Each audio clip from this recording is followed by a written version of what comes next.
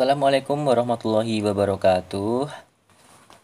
Bagaimana kabarnya hari ini anak-anak? Semoga sehat selalu. Oke, pada pertemuan kali ini di Sejarah Indonesia, kita akan belajar tentang bab manusia dan sejarah, gitu ya. Manusia dan sejarah. Kita akan belajar tentang manusia dan kesadaran sejarah. Jadi dalam bab ini nanti akan belajar tentang apa toh yang dimaksud dengan sejarah itu. Nah, ini sekarang kita ini ya coba coba mengingat ya, mengingat hal-hal yang menyenangkan pada waktu anak-anak di SMP gitu ya. Kira-kira adakah hal-hal yang menyenangkan pada waktu itu? Tentu saja ada gitu ya. Itu di masa SMP. Padahal sekarang semuanya sudah pada SMA semua. Nah, tentunya hal-hal di masa SMP itu, hal-hal di masa lalu itu tentu saja ada kaitannya dengan masa sekarang gitu ya. Tuh, tentu ada kaitannya. Karena kalau kita nggak mengalami masa-masa SMP, itu tidak akan bisa ke SMA, nggak mungkin gitu ya. Dari SD langsung SMA itu nggak mungkin gitu. Jadi di peristiwa masa lalu, pasti ada kaitannya dengan peristiwa masa sekarang gitu. Lalu, apakah setiap peristiwa masa lalu itu dapat dikatakan sebagai peristiwa sejarah? Itu akan kita bahas di bab kali ini gitu ya. Untuk bab pertama, kita akan belajar tentang hakikat ilmu sejarah, hakikat sejarah gitu. Jadi, secara etimologis, sejarah itu berasal dari bahasa Arab yaitu syajarotun yang berarti pohon. Itu kalau dalam bahasa Indonesia. Dalam bahasa Indonesia, kita mengenalnya sebagai sejarah. Kemudian kalau dalam bahasa Inggris, yaitu history. History itu berasal dari bahasa Yunani yaitu historia yang berarti ilmu atau informasi atau belajar dengan cara bertanya. Kemudian dalam bahasa Belanda disebut Gesendenies yang berarti kegiatan penyelidikan, pengumpulan, pengorganisasian, dan penyajian kisah mengenai peristiwa masa lalu. Nah, sekarang kita kembali ke ini ya, ke dalam bahasa Indonesia yaitu sejarah berasal dari bahasa Arab yaitu syajarotun yang berarti pohon. Nah, pohon di sini ini acuannya kepada pohon keluarga gitu. Karena di masa lalu sejarah itu hanya membahas tentang asal-usul keluarga, terutama keluarga raja, keluarga kerajaan itu di masa lalu gitu. Nah, kalau kita lihat di ini ya, di sini ini ada pohon keluarga. Jadi pohon keluarga ini menggambarkan tentang perkembangan. Tapi tidak hanya pohon keluarga aja ya, ini ada pohon ini, pohon biasa. Kemudian di sebelah kanan ada pohon keluarga. Jadi pohon ini menggambarkan tentang perkembangan. Perkembangan dari bentuk yang sederhana kemudian ke bentuk yang kompleks. Kalau di pohon keluarga ini awalnya itu hanya satu gitu ya, kakek dan nenek. Kemudian tambah ke bawah itu tambah banyak. Ada ibu, ada tante, bibi, kemudian ada anak, cucu, seperti itu. Jadi dari awalnya sederhana ke bentuk yang kompleks gitu. Sama dengan pohon ini. Dari bentuk sederhana, awalnya itu hanya biji satu ditanam, kemudian tumbuh pohon, apalagi batang gitu, apalagi akar. Wah, akar tuh banyak banget cabangnya gitu. Nah, selain perkembangan, jadi sejarah ini juga berkembang gitu ya, berkembang. Sejarah selalu berkembang dari masa ke masa. Gitu. Apa yang dialami masa lalu pasti akan berdampak di masa sekarang, pasti akan berkembang ke peristiwa sekarang gitu. Kemudian juga terlihat pula hubungan, hubungan di sini hubungan apa? Kalau misalnya di pohon keluarga ini ada hubungan ya, hubungan keluarga. Awalnya nenek, kakek, kemudian orang tua, kemudian ke anak. Nah, kalau kita lihat di pohon biasa itu ada hubungan antara akar, batang, kemudian ranting, dan daun. Itu semuanya berhubungan. Sama dengan peristiwa sejarah yaitu selalu berhubungan antara masa lalu, kemudian masa sekarang, dan masa yang akan datang itu semuanya saling berhubungan dan berkaitan. Seperti itu. Jadi sejarah hampir mirip dengan itu gitu ya. Seperti itu. Kemudian kita ke pengertian sejarah. Kalau tadi itu pengertian secara etimologis, secara asal kata bahasa. Kemudian kalau ini pengertian dalam arti maknanya, artinya apa gitu. Nah, pertama dari Herodotus. Nah, Herodotus ini adalah bapak sejarah ya, dapat dikatakan sebagai bapak sejarah gitu. Karena Herodotus ini pertama kali orang yang ini yang menuliskan peristiwa sejarah itu adalah Herodotus ini gitu. Kalau menurut Herodotus, sejarah itu tidak bergerak lurus tetapi melingkar, yang tinggi rendahnya lingkaran ditentukan oleh manusia itu sendiri. Jadi ini ya, peristiwa sejarah itu bergeraknya itu melingkar. Karena apa? Dan yang membuat itu adalah manusia itu sendiri. Jadi sejarah itu yang menentukan kita. Yang membuat adalah kita sebagai manusia gitu. Kemudian ada juga pengertian sejarah menurut Collingwood. Nah, dia menyatakan bahwa sejarah ialah penyelidikan tentang hal-hal yang telah dilakukan manusia di masa lalu.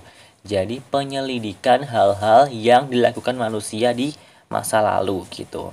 Kemudian ada pengertian menurut Purwadarminta dalam Kamus Besar Bahasa Indonesia. Ini ada 3 pengertian. Yang pertama adalah kesusastraan lama, silsilah, dan asal-usul. Kayak tadi ya, kalau zaman dulu itu sejarah itu hanya membahas tentang asal-usul keluarga kerajaan gitu. Kemudian yang kedua itu adalah kejadian yang benar-benar terjadi di masa lalu. Tuh. Kemudian yang ketiga adalah ilmu pengetahuan tentang pelajaran yang benar-benar terjadi di masa lalu. Itu pengertian yang ketiga menurut Kamus Besar Bahasa Indonesia. Kemudian yang ketiga itu menurut Ibnu Khaldun, dia menyatakan bahwa sejarah itu merupakan catatan tentang manusia dan perubahan yang terjadi serta watak dari perubahan itu. Jadi ini adalah catatan tentang manusia, yang dikaji adalah manusia.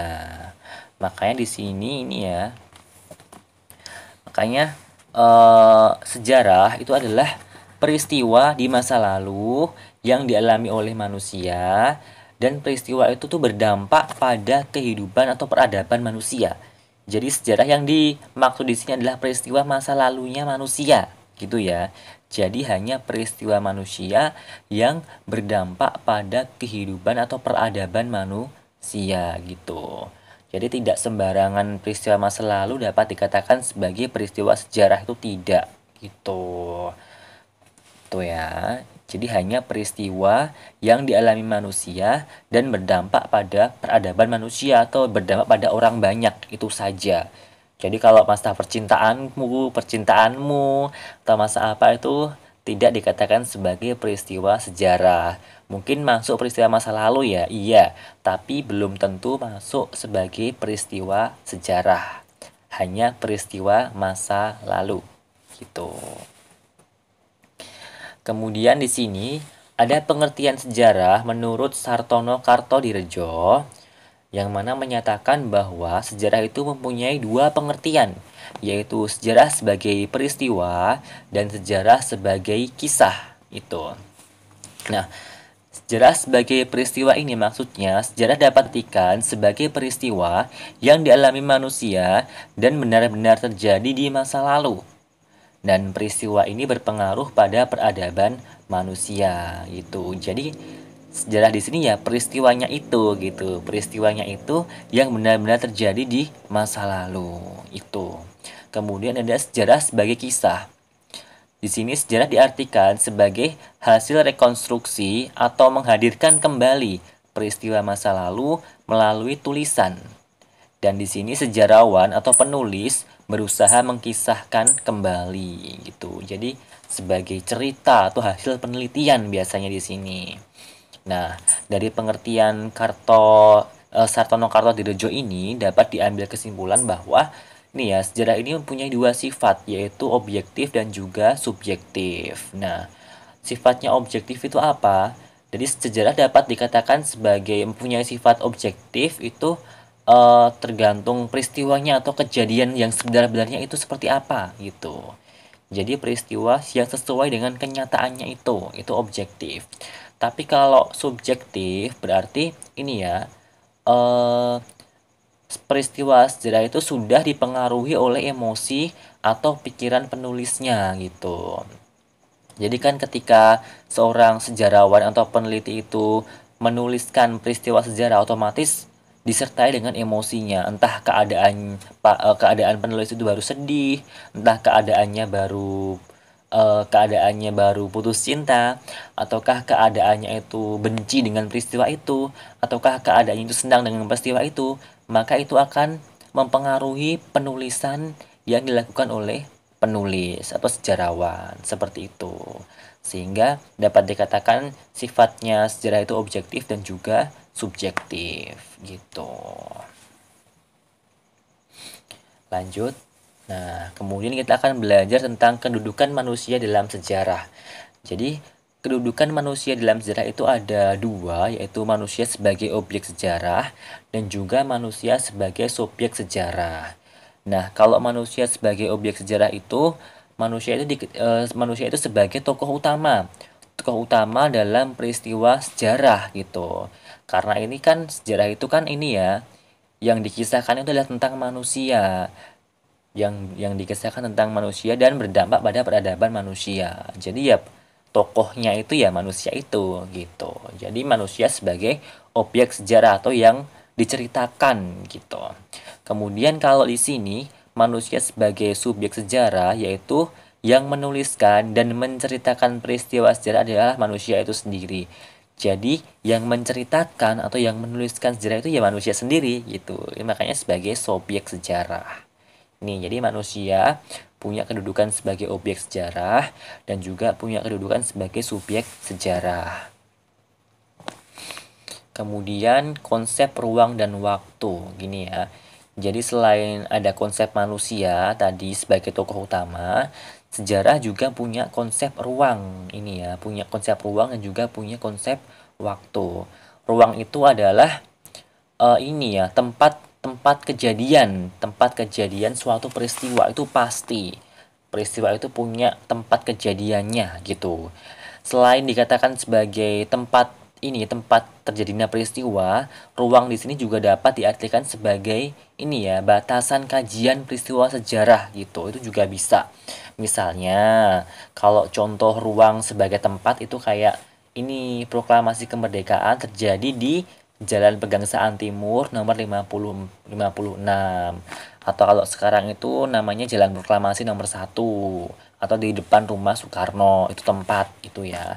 Tapi kalau sebagai batasan kajian peristiwa sejarah, misalnya ini, batasan kajian sejarah misalnya, ada sejarah pendidikan, nanti yang dibahas hanya tentang pendidikan. Atau sejarah perekonomian, maka yang dibahas tentang perekonomian gitu. Kalau di buku ini di buku pegangan itu ada sejarah lokal, ada sejarah kota, ada sejarah pedesaan kayak gitu. Itu contoh-contohnya. Selain konsep ruang ada juga konsep waktu. Ini. Jadi peristiwa sejarah itu punya batasan waktu atau batasan temporal tertentu gitu. Yang menerangkan kapan toh peristiwa sejarah itu terjadi. Nah, itu ada itunya. Kalau tadi contohnya peristiwa proklamasi kemerdekaan terjadi di Jalan Pegangsaan Timur nomor 56 pada tanggal 17 Agustus tahun 1945 jam 10 pagi gitu. Itu waktunya di hari Jumat gitu. Nah, konsep waktu ini yang menjadi pembeda dengan ini ya ilmu-ilmu yang lain, yang mana sejarah itu sifatnya unik. Uniknya kenapa? Karena hanya terjadi satu kali aja. Ini karena ada konsep waktunya ini, tidak mungkin terjadi kembali gitu.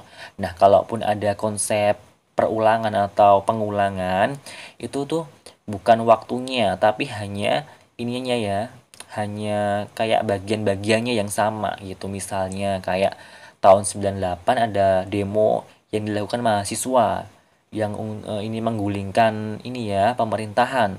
Di tahun 2019 juga ada demo lagi oleh mahasiswa.